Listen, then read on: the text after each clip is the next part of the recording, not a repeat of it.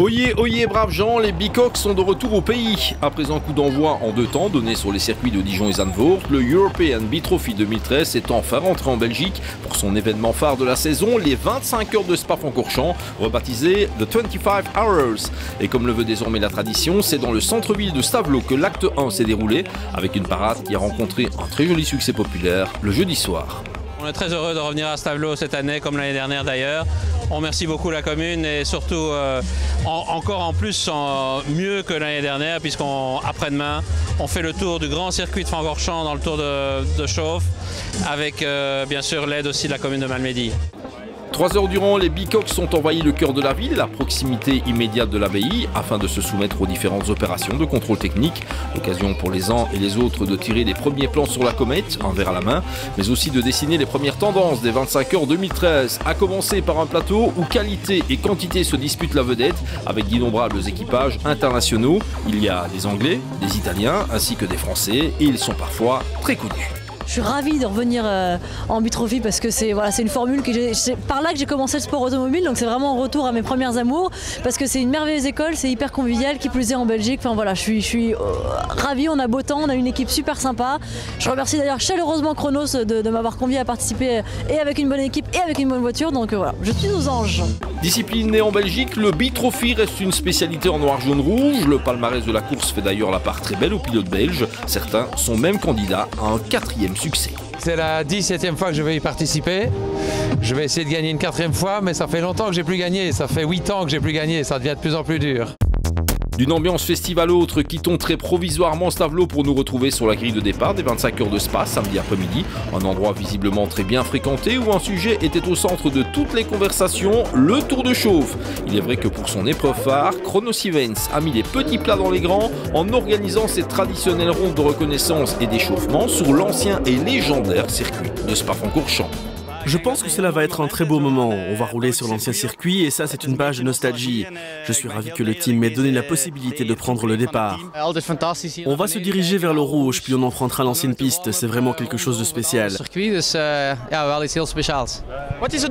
Quel est votre objectif pour vous en début de course? Le but est clairement de pointer dans le groupe de tête. Pas en tête de la course, non, mais dans le train des concurrents les plus rapides. On fera d'ailleurs un double relais pour être certain de rester devant, car je reste persuadé qu'il s'agit de l'un des plus sûrs moyens pour éviter les problèmes.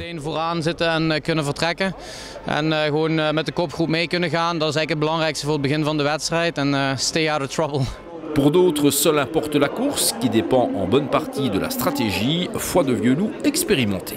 Prudence avant tout parce que on sait très bien qu'aux 25 heures, il y a beaucoup de gens qui sont très chauds au départ. Bon, c'est pas un sprint, c'est une course de 25 heures, donc essayez au maximum d'être prudent, bien regarder dans les rétros. Et puis bon, je crois qu'il y a un peu tout qui doit jouer, mais surtout la chance. Lors du tour de chauffe sur le Grand Francorchamps, certains allaient avoir une vue plus dégagée que d'autres, à commencer par le super poleman de ces 25 heures Beat Trophy. Pilote de pointe du Autoca Escorse Team, Claudio Capelli a marqué les esprits et donné un premier avantage à l'Italie. C'est un très bon moment. Comme j'ai dit hier, tu m'apportes bien. Nous ne pensions pas ça. C'est très émotionnant, on dit en italien. On est heureuse, on a eu de la chance et nous espérons de faire bien maintenant. Sur le coup de 15h15, la leading car des 25 heures Beat Trophy se mettait en mouvement. Le plus long tour de chauffe de la saison venait de démarrer. Au menu, après le Raidillon, la montée de Kemmel et les Combes, des endroits au nom légendaire, Burnanville, Malmedy, Masta, Hollowell, Stavelot, La Carrière, avant un retour par Blanchimont, séquence émotion.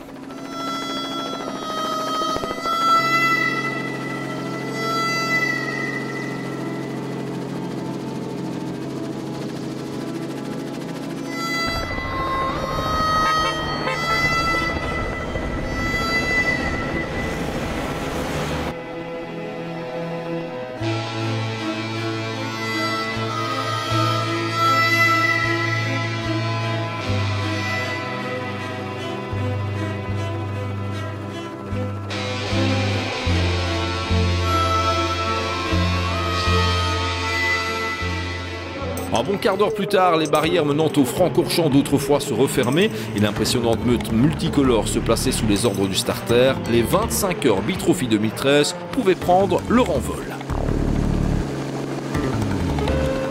Un départ que l'on revit depuis l'habitacle de la 19 Colson Racing, histoire de se rendre compte de la détermination de Michel Simul dès les premiers mètres de course, quitte à passer dans le gazon.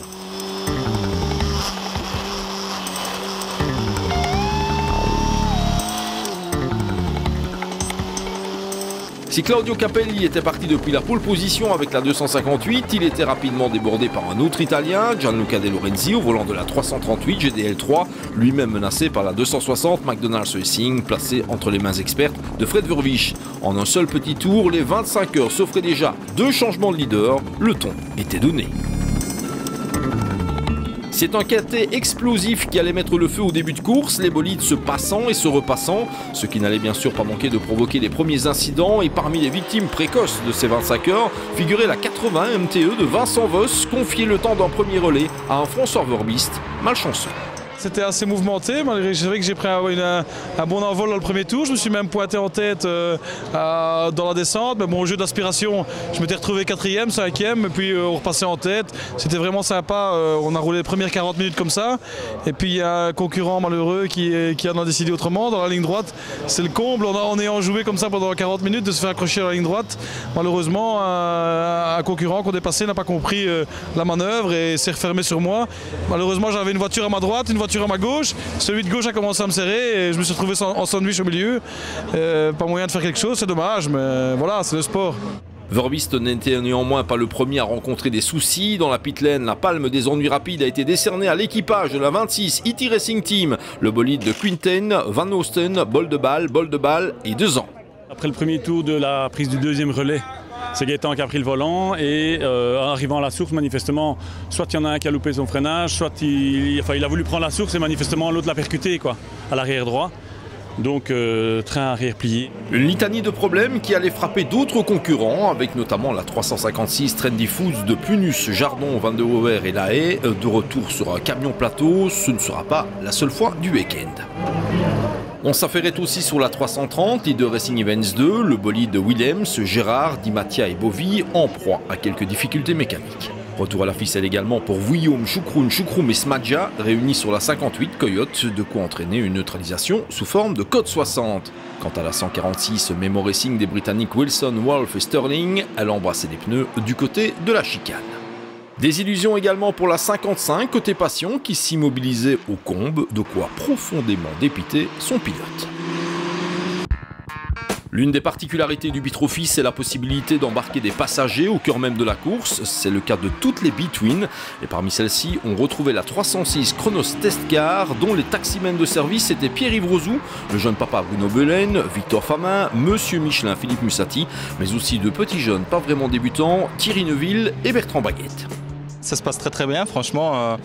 Je dois remercier l'équipe Chronos déjà de m'avoir donné la confiance de venir pour rouler avec des VIP et des invités à moi aussi. Donc c'est une belle occasion pour moi de redonner quelque chose à mes partenaires aussi, de redonner quelque chose à Chronos qui ont fait beaucoup de choses pour moi en 2010, en 2011. Donc en plus de revoir tous les mécanos avec lesquels on a eu quelques beaux victoires en championnat d'IRC, vraiment sympa. Et puis voilà, la Bicoque, c'est une belle auto, beaucoup de fans, même si ça va pas très très vite, on s'amuse quand même, tout le monde a la même voiture, donc c'est sympa. Taximan avec Thierry Neuville sur la Test Car Evo 3 de numéro 306 de chez Chronos, donc on est là pour emporter avec nous des passagers, essayer de leur faire vivre une chouette expérience en Bitrophy autour du circuit de Francorchamps, donc c'est sympa, on s'amuse bien.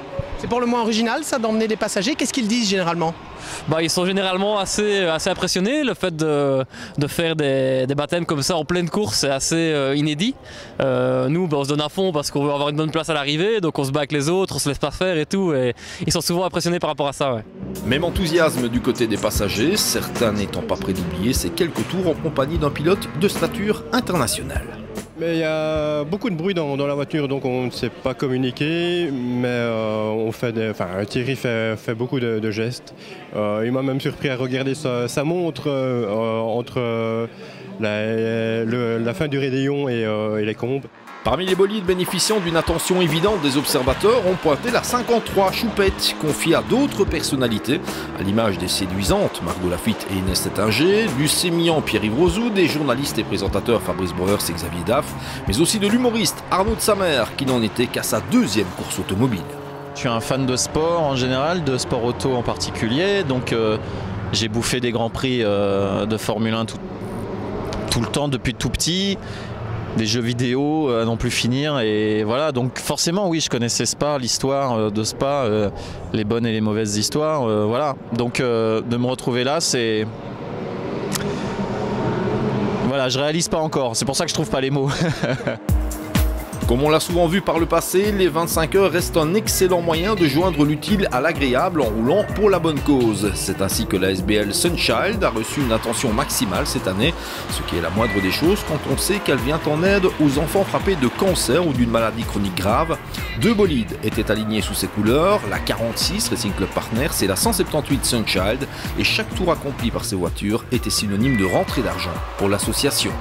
On travaille sur ce projet depuis un an maintenant, et voilà, on soutient l'œuvre Sunchild qui collecte des fonds pour réaliser les rêves d'enfants malades.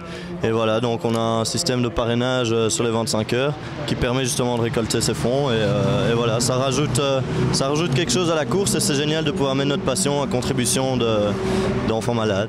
Même élan d'enthousiasme dans le clan McDonald's avec la 254 de Bouillon, Knockhart, de Latte, Rieul et la charmante Angélique de Tavernier, récoltant des deniers pour le Ronald McDonald's France. Merci. J'avais envie de rouler depuis plusieurs années déjà, et cette fois je peux enfin participer à des courses. J'ai débuté au volant d'une Westfield, mais le championnat n'existe plus. J'ai dès lors eu la chance, grâce à François Bouillon, un de nos sponsors, de rouler sous les couleurs de McDonald's. Une belle expérience, même si je n'ai pas encore effectué mon premier relais en course, mais je me réjouis. Een sponsor van ons, met McDonald's mee te rijden. Tot nu toe een super ervaring, maar ik heb nog niet gereden in de race zelf, dus kijk er alvast naar uit. De figure de charme, il en était aussi question au volant de la 325 WRT, puisque Lorenzo Donacuo, Jürgen Gulliker et Lance Lobracine faisaient équipe avec une certaine Naomi Schiff. Je l'ai déjà roulé à Zandvoort, mais c'est ma première fois de rouler la Bicox ici à Spa. Et je trouve que c'est génial, c'est vraiment très fun. Et ouais, c'est bien pour les jeunes pour apprendre et de commencer ici à aller à des niveaux plus hauts. Nettement moins sexy, mais bien plus connu dans la région de Francorchamps, Fabien Mossé, le responsable de la Pit Brasserie, profitait lui aussi de ses 25 heures Bitrophy pour effectuer ses grands débuts en course, qui plus est en compagnie de Marc Duet, Fred Crosset et André Lay. Fantastique, super ambiance, les conditions sont là, c'est super amusant. J'ai énormément de drapeaux qui m'encouragent tout le temps, des drapeaux bleus je précise, c'est assez incroyable. Bon, je ne suis pas très bon mais je m'amuse vraiment bien, c'est super sympa. Ils vont beaucoup plus vite que moi, mais bon, on maintient la position. Voilà. Dans les rangs de MTE Racing, si la 80 avait perdu du temps dès le début de course, on retrouvait à son volant un journaliste qui fait référence sur la scène sportive automobile internationale, ou quand Vincent Voss assure la promotion du Bitrophy auprès du magazine Autosport, bien vu. Pour l'instant, j'ai roulé une quinzaine de tours seulement. C'est un peu un baptême du feu pour moi. Normalement, je roule en Volkswagen Golf, qui est en fait une voiture de série équipée d'un arceau. Même si elle n'en a pas l'air, la Bicox est une vraie voiture de course. C'est donc assez nouveau pour moi.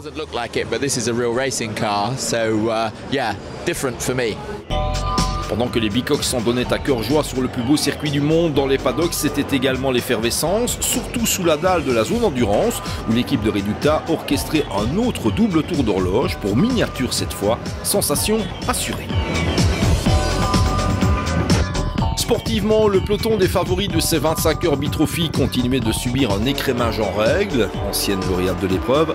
La 56 ASHPVI de Vanim, du passage Radé et Galant disparaissait du groupe de tête, sans néanmoins renoncer à tout espoir de bons résultats. On est parti très calmement pour ces 25 heures, car on sait qu'il s'agit d'une course très longue. Il y a plusieurs types de mécanique en piste et on sait que les diesels vont rencontrer des problèmes de boîte de vitesse et autres accessoires de ce type. On est resté bien calme, mais on a néanmoins rencontré un souci avec le papillon des gaz. On n'est pas les seuls, puisque 6 autres concurrents sont dans le même cas. On se retrouve donc à 5 tours, mais on va tout mettre en œuvre pour revenir dans le groupe de tête d'ici demain. Dus nu zijn we op 5 ronden en we proberen alles goed te maken tegen morgen vroeg tegen de middag zullen we wel terug boven komen. Si les ennuis étaient nombreux, les surprises aussi. Une fois le cap de la 7e heure dépassé, une voiture faisait systématiquement parler d'elle, dotée d'une mécanique TDI de la 2e génération, la 40 Team Allure des Nelissengrad père et fils, Poncelet et Jean-François Olivier occupaient le haut du classement avec une certaine autorité et régularité. Tout s'est bien passé, Jean-François a pris un très bon départ, il a été extrêmement prudent. On a vu qu'au départ, on est parti 8e et puis pour terminer, après une demi-heure de course, 11e parce qu'il voyait que devant ça se battait ferme. Il y avait des accidents, des touchettes et tout. Il est resté derrière calmement et puis il est remonté petit à petit, 8e, 7e, 6e, etc. Et depuis lors, ça va bien. Et puis il a fait un relais très long parce que quand on regarde les panneaux, on voit que nous avons ravitaillé en dernier pratiquement. Et puis nous sommes effectivement un tout petit peu décalés. Moi aussi, en principe, je vais faire 25 tours. J'en ai fait 29 pour finir, puisque je prenais 2 à 4 secondes au tour. Et ça allait très très bien. Et je dois dire que la voiture est nickel, le team est nickel, donc on est très heureux, tout va bien. Lancés à ses trousses, les meilleurs représentants de la 3e génération attendaient leur heure pour porter les stockades. Un groupe dans lequel on pointait notamment la 19 Colson Racing de Simul Crosset Gressens Fumal, la 6 Cottage Team Allure de Bouvy, Jussi, Bolen, Brugman, Soulet et la 255 de la Racing for All de Wisnowski, Van Dalen, Tang, Mondron et Mondron. Les meilleurs équipages italiens restaient eux aussi en lice pour la gagne, à commencer par la 258 Autocas Corse Team de Capelli, Zorza, Sordini et Storti et la 338 GDL3 de De Lorenzi, Guazzini, Giannacovo et Negroni. C'est un peu toujours la même histoire avec ce genre de course. On se dit que c'est très long, mais dès le départ, tout le monde adopte un mode sprint et qu'on vient alors de bien gérer ses premiers tours et d'éviter les problèmes. Cela se passe comment pour l'instant ?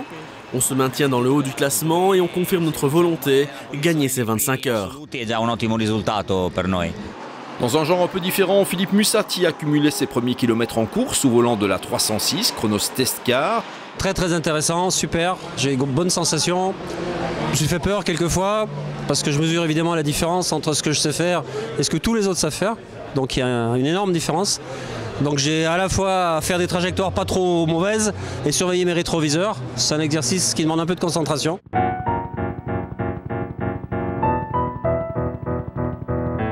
Alors que le départ avait été donné sur le coup de 15h30, la nuit prenait progressivement possession de Spa-Francorchamps.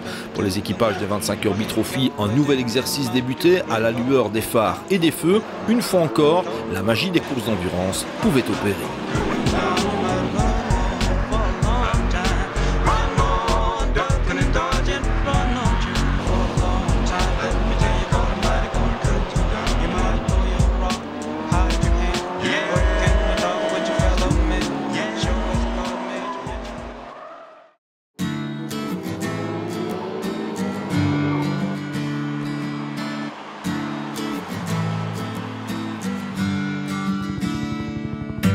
Une poignée d'heures plus tard, la ronde des Bicoques se poursuivait dans des conditions météorologiques toujours aussi idéales. Il n'en fallait pas plus au Team Allure pour marquer la matinée de son empreinte. La 40 de Nelissengrad, Poncelet et Olivier continuant de défrayer allègrement la chronique en se maintenant aux avant-postes, prête à créer une toute grosse surprise. Leader du classement des Bicoques de la 3e génération, la 6 Cottage Team Allure de Bouvy, Jussi, Bolen, Brugmans et Soulet assurait pour l'heure un parfait doublé provisoire à l'équipe de Jean-François Olivier. Ces 25 heures allaient-elles tourner à la démonstration pour le Team Allure ? Le cap des 21 heures de course était à peine passé que le rêve de toute une équipe allait s'évanouir. La 40 était en effet renseignée à l'arrêt, dans Blanchimont. Il y a plus ou moins 3/4 d'heure, on a eu un problème de commande de boîte qui s'est détaché. On l'a rattachée en vitesse et à mon avis, elle n'était pas bien calibrée. Donc on n'avait plus de première, deuxième pour Arnaud. Et je pense qu'à cause de ça, l'embrayage a un petit peu dégusté et il semblerait que ce soit l'embrayage qui est cassé. À peine mieux pour la 6 Cottage Team Allure qui n'allait pas pouvoir prendre le relais de la 40. Une histoire de papillon. Mais j'ai commencé à avoir des coupures à la réaccélération dans les virages lents. Mais bon, je roulais comme ça. Et puis quand je suis rentré, j'ai coupé le moteur et il ne voulait plus redémarrer. Donc voilà. Et puis l'ingénieur a dit que c'était le papillon. Donc on a changé, mais le temps de monter, d'aller chercher la pièce, de le remonter, on était 4e. Mais bon, maintenant on est de nouveau 2e, mais pour aller chercher la tête, ça va être compliqué. Le Team Allure n'était néanmoins pas le seul à accumuler les écueils. Dans les rangs de la 129 à Sturcar, c'est un amortisseur cassé qui privait Piron, Naval, Lognard et Delray de toute chance de bons résultats. 25 heures difficiles également pour les champions du Bitrophy 2012, la 264 de la Rétro d'Or de Viron, Bordet, Enguiche et Richard, pêchant du côté de l'échappement, du turbo et de la boîte. De retour aux affaires en Bicox, l'équipe MPM Racing de Michel Pullings voyait les chances de la 268 confiée aux Hollandais de Belgique Xavier Massen, aux Britanniques Richardson et aux Américains Putman et Espenlaub, sévèrement revus à la baisse en raison d'un accrochage. Quant aux genoux de la 255 de la Racing for All, ils étaient eux aussi victimes de leur boîte de vitesse, même si les points distribués aux 6e et 12e heures de course leur permettaient de limiter la casse au championnat. Très bon début de course puisqu'on est même remonté, on était 18e sur la grille, on est remonté premier, on est resté premier pendant plus d'1 heure. On est resté je crois premier jusqu'à 5h30 juste avant les premiers points, on est passé 5e finalement avec les ravitaillements. Puis ici, vers 9h du matin, depuis le début du week-end, il faut savoir qu'on avait des problèmes de boîte, avec la boîte qui avait du mal à rétrograder, et, elle ne revenait pas à son point initial. Et ici, vers 9h du matin, moi je suis resté, j'avais pris mon relais, ça faisait 1h15 que je roulais, et pas de soucis de ce niveau-là. Transmission défaillante et saute d'humeur de certains membres de l'équipage ont eu raison des chances des polemen de Otoka Escorse Team, qui dégringolaient également dans la hiérarchie. Tout cela faisait bien sûr les affaires des leaders du Bitrophy 2013 et double lauréat de Zandvoort, la 19 Colson Racing de Michel Simul, Philippe Crosset, Eric Gressens et Armand Fumal qui déboulaient en tête de la meute à 3 bonnes heures de l'arrivée. La voiture depuis le début tourne comme une horloge. On n'a pas eu trop de chance au niveau des côtes 60, ce qui nous avait fait prendre 2 tours de retard. Et puis la mécanique de nos concurrents vient de leur faire un petit peu faux bond. Donc c'est nous qui sommes devant maintenant, espérons que ce n'est pas nous qui allons suivre avec des problèmes mécaniques. D'un Crosset à l'autre, si Philippe confirmait qu'il compte parmi les cadors du Bitrophy, Fred, motard de l'extrême, découvrait le monde des 4 roues en mode compétition et pour une première, il a été servi au volant de la 18 multicolore. Ça se passe bien, dommage qu'on a un pilote qui est tombé malade, donc on a dû rouler beaucoup, mais c'est bien pour moi d'apprendre et de rouler, donc pour acquérir de l'expérience, et c'est top. Je me suis super bien amusé la nuit, la journée, j'ai tout le temps appris au fur et à mesure que je roulais, donc c'est cool, vraiment beaucoup de plaisir, et puis très dur parce qu'en plus de ça je fais les démonstrations pour Monster là à la source, donc ouais, c'est dur de passer de la moto à la voiture. Les ultimes heures de course mettaient également en exergue les excellentes prestations des Bicox de la première génération, mus par un bloc 1800 cm3 essence. De retour dans une discipline qui leur a si souvent réussi par le passé, Stéphane Dupont et Peter Poip, associés à Quinten de Vreker et Chris Coles, revendiquaient rien moins qu'un top 5 général, tout simplement superbe. Jusqu'à présent, nous avons connu une course superbe sans le moindre problème. Nous espérons maintenant que nous n'aurons pas le moindre souci et que nous pourrons conserver ce bon classement. On roule tout de même avec une auto moins puissante de 35 à 40 chevaux, mais les pilotes ont accompli un travail parfait et on est en passe d'atteindre l'objectif.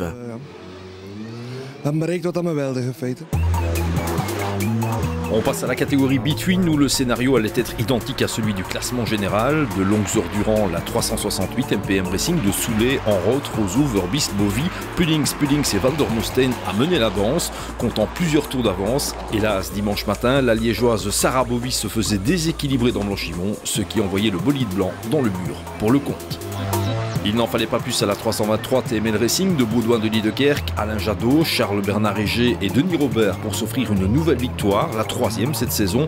Le bolide remportait également le classement Between Evo 3. On est parti piano et à la régulière, on n'a eu aucun pépin. On avait une équipe après d'enfer, on a eu des 25 heures vraiment de rêve. Alors je tiens à remercier l'équipe Chronos et Laurent pour le fabuleux cadeau qu'ils nous ont fait sur le passage du grand circuit. C'était vraiment très émouvant, j'ai eu l'occasion de prendre le départ là.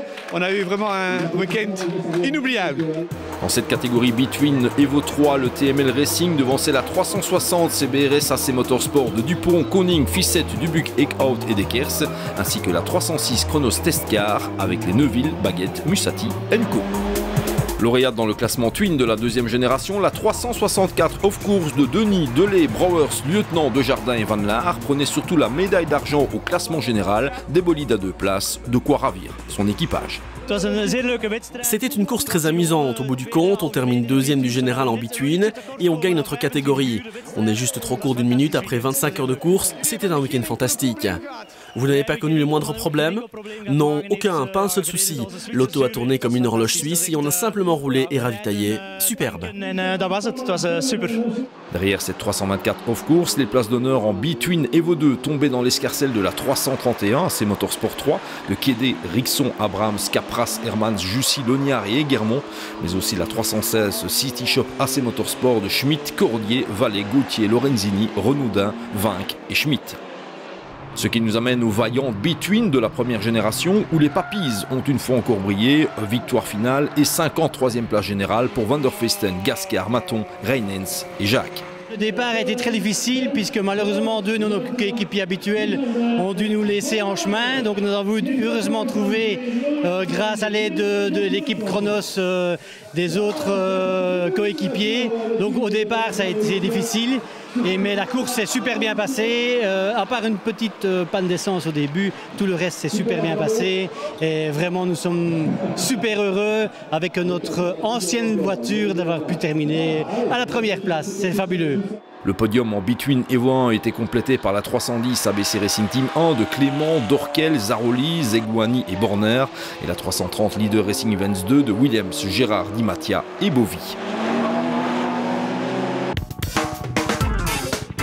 On passe aux différents classements nationaux avec beaucoup de Belges présents dans la hiérarchie française. Il s'agit en fait de bolides évoluant dans la compétition hexagonale. C'est ainsi que la 56 ASH PVI de Vanim, Dupassage, Radet et Galland, guère épargnée pendant ses 25 heures, terminait au 3e rang derrière la 24 Dupont Racing de Dupont, Pulp, Coles et De Vreeker.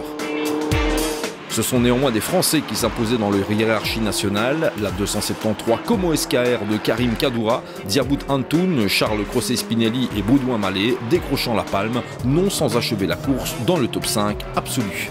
On n'a rien lâché, on s'est dit que le mot d'ordre c'était de rouler. On ferait les comptes à la fin.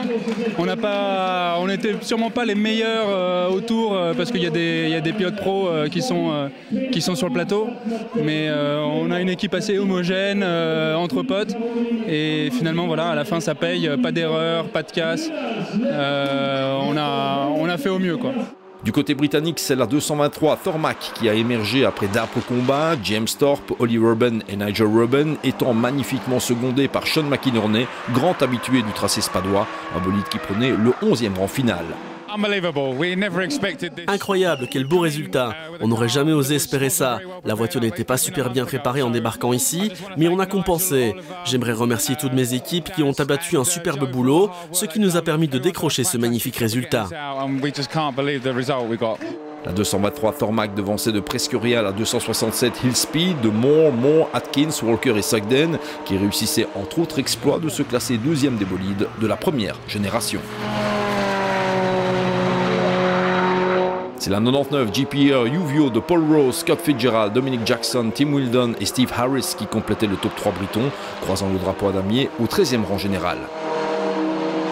Ce qui nous amène aux équipages italiens, toujours bouillants jusqu'au bout. La 338 GDL3 de De Lorenzi, Guazzini, Giannacovo et Negroni est restée en lice pour la victoire finale. Un dernier relais exceptionnel de Maxime Soulet a finalement renvoyé le meilleur équipage transalpin au 3e rang général. Un résultat de nature à satisfaire le responsable de l'équipe. C'est une course difficile, très belle, avec des voitures identiques, et je dois féliciter mes 3 équipiers qui ont accompli de très beaux relais, notamment durant la nuit, où tout a été mis en œuvre pour conserver une chance de l'emporter. Nous sommes contents. L'équipe de Gianluca De Lorenzi s'offrait même un plantureux doublé dans le classement italien avec GDL1 confié à Ghiraudi, Rossi, De Amicis et le français Bertrand Ballas en 2e position. Un top 3 complété par la 127 Esios Friends BD Racing avec Bergamaschi, Richard, Cotta, Montecchio, De Michelis et Vizzini. On le pressentait, l'un des plus beaux résultats de ces 25 heures Bitrophy est à mettre à l'actif de la voiture lauréate des Bicox de la première génération, la 24 Dupont Racing, qui réussissait l'exploit d'accrocher une 6e place finale après avoir longtemps évolué dans le top 5 ou quand l'expérience fait la différence. Course vraiment difficile et dès le début nous avions mis en place une stratégie précise qui consistait à simplement rouler sans tenir compte des performances des autres teams. On a rencontré quelques soucis avec les pneus et les freins qui sont venus à manquer, mais nous avons pu atteindre l'arrivée. Hélas, durant la dernière heure de course, on a perdu une petite place au général, glissant de la 5e à la 6e position, mais bon, ce résultat-là, on n'avait jamais osé en rêver. Du côté des mécaniques TDI, les équipages étrangers ont fait la loi et derrière GDL3 et Thormac, on retrouvait l'infortuné 40, Team Allure de Pascal et Arnoun Elissengrad, Patrick Poncelet et Jean-François Olivier, qui héritaient d'un lot de consolation qui ne l'a pas vraiment consolé. Ce qui nous amène au cas d'or de ces 25 heures 2013 avec une bien belle remontée jusqu'en 7e position pour la 129 Asturcar de Piron, Nava, Lognard et Delray. Sur le podium des bolides de la dernière génération, la 260 McDonald's Racing n'a nullement usurpé sa place. Verviche, Dermont, Arnhem, Van Oppens et Thewissen clôturant la course au pied du podium final. Depuis 15 longues années, Fred Bouville tente d'accrocher la victoire au 25 heures Bitrophy à son très fourni palmarès. Mais une fois encore, c'est la médaille d'argent qui est tombée dans l'escarcelle de Fred Bull et ses potes Jussi, Bolen, Soulet et Brugmans, à qui il a juste manqué un peu de chance pour s'imposer. On sait que la mécanique est très importante dans notre sport. Là, la petite tristesse, c'est que je crois que c'est la 5e fois que je fais 2e et j'ai jamais gagné cette course. Mais voilà, c'était terrible, on s'est battu, on a eu du plaisir au volant. Après la mécanique, on a décidé autrement, on a cassé un bête papillon de gaz et voilà, c'est comme ça.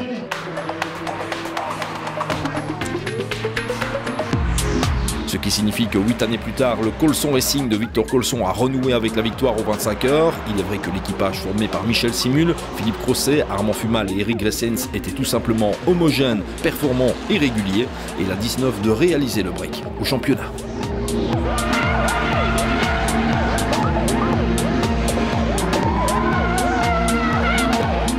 Un peu inespéré, oui, vraiment. Ça fait quand même 10 ans maintenant presque que je fais 25 heures, donc il y a une année où on était très proche et puis on a cassé à 1 heure de la fin, on avait un tour d'avance. Et bon, ici c'est une victoire, donc vraiment pour moi c'est quand même un grand bonheur et évidemment pour toute l'équipe. Portant fièrement le titre de Tom Christensen du Bitrophy, Eric Gressens a réalisé l'exploit d'ajouter une 4e victoire aux 25 heures à son palmarès personnel, de quoi en faire le pilote le plus capé de la discipline. C'est assez incroyable. J'avais beaucoup de chance, j'avais beaucoup d'atouts. Christensen avait gagné au Mans, j'ai jamais gagné que les années où il gagnait. J'avais un préparateur, Victor Colson et tout son team fabuleux. Et j'avais 3 équipiers grandioses. Alors la recette pour gagner ces 25 heures, c'est quoi? La maturité, l'intelligence, un peu de vitesse et une voiture super bien préparée. Au terme de cette grande fête du sport automobile pour tous, l'équipe Chronos Events pouvait arborer un large sourire. Non seulement ces 25 heures se sont parfaitement déroulées, mais cette fois c'est sûr, le Bitrophy est définitivement sur les rails. Une superbe édition, je pense une belle bagarre entre toutes les générations, première, deuxième, troisième génération. Et la victoire par la fiabilité de la nouvelle voiture, ça nous fait très plaisir aussi. Des belles bagarres en biplace, enfin, des bagarres partout à tous les niveaux et un temps merveilleux, donc super.